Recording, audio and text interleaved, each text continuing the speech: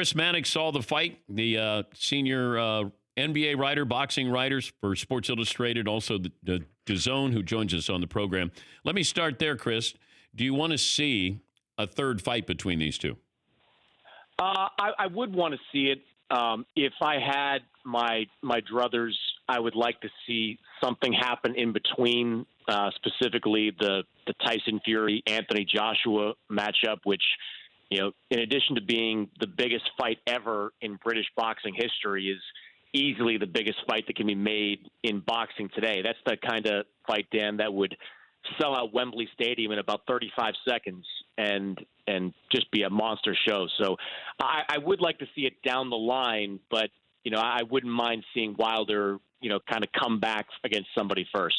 What did you hear about Wilder's corner throwing in the towel? Was that the right move in the seventh? Well, there are multiple kind of things that interest me, and after the fight, I asked Jay Dees, the head trainer for Deontay Wilder, who has been with him every step of the way of his career, exactly what happened, because the man that threw in the towel was Mark Breland, who's the assistant trainer with that group. Now, Mark is the only one there in that corner that has fighting experience. He's a former world-class boxer in the 1980s, a very accomplished guy, but he's not the head trainer. And it's rare, if not impossible, to have ever seen an assistant trainer throw in the towel. And Jay said something along the lines of, well, we operate more like an NFL team where I'm the head coach and Mark's the coordinator and he has more authority. But that was strange.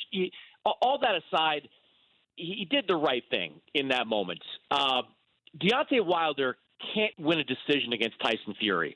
Deontay Wilder really can't win a decision against almost any top heavyweight in the world. He's just not that type of fighter. So if you watch that fight, by the fourth round, you know that Deontay Wilder is hurt, you know that his legs are gone, and you know that his power is gone as a result. So if we can see it, obviously Mark Breland can see it, and there's really no sense in Wilder taking a substantial beating over the next 5 rounds if he has no chance at winning, at making any kind of comeback with one big punch.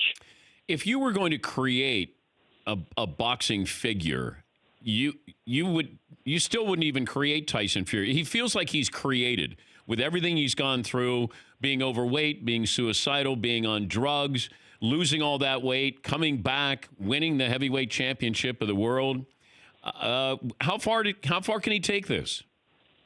Oh, I think he can take this to much higher heights. I mean, he is now in a position where if the politics of boxing don't get in the way, he can have one of the great heavyweight careers. I mean, one of the things that's plagued the great heavyweights of the last 20 years has been either the lack of opponents or the inability to make fights because of the fractured nature of boxing. I mean, Vladimir Klitschko spent over a decade as a world champion, a unified world champion, but I mean, his fights often went unnoticed because he didn't fight anybody. He didn't have any of those top-tier opponents to face.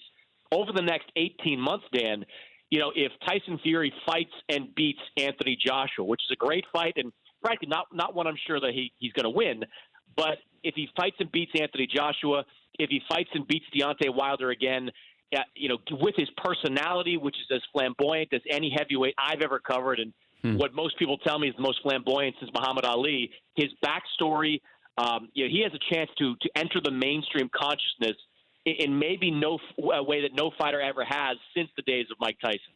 Yeah, it was quite an entrance.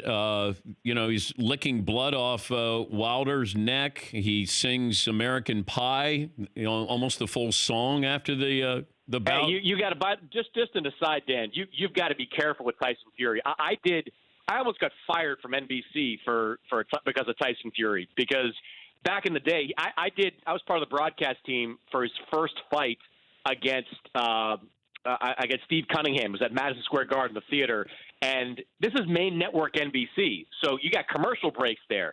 So Tyson wins that fight by knockout, and at the end of the fight, He's ripping the microphone away from me as I'm holding on to it for dear life. He's pulling it away from me, and he starts singing another song in the middle of it. Let's just say after that, I got a couple of phone calls from network executives there reminding me that I'm not supposed to give up the microphone. You never give up the microphone. I've had a Yeah. couple of incidents at the Super Bowl on the podium where that happened. We're talking to Chris Mannix, great NBA writer, boxing writer. You got the Kobe Bryant tribute that'll be at Staples Center. I'm looking at all of the teams that are giving the opportunity for some of the players to represent these teams at this tribute. What do you expect to happen with this? Yeah, I mean, I don't know, honestly. I mean, I'm headed over there in a couple of hours, and I expect it to be incredibly emotional. I'm expecting to, just based on some of the Instagram stuff, we'll probably see Vanessa Bryant for the first time out in public.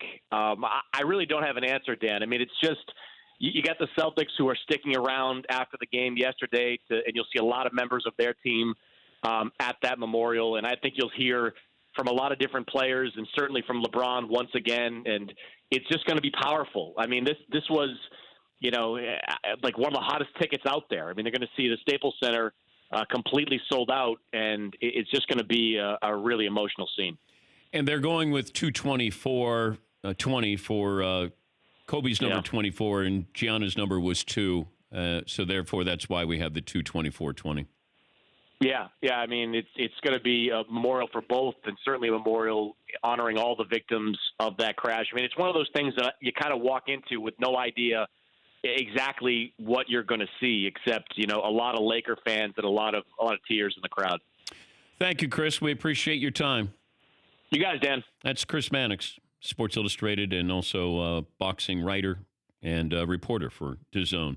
For more Dan Patrick Show, tune into Audience Channel 239 on DirecTV, stream for free on BR Live, or download the Dan Patrick Show app.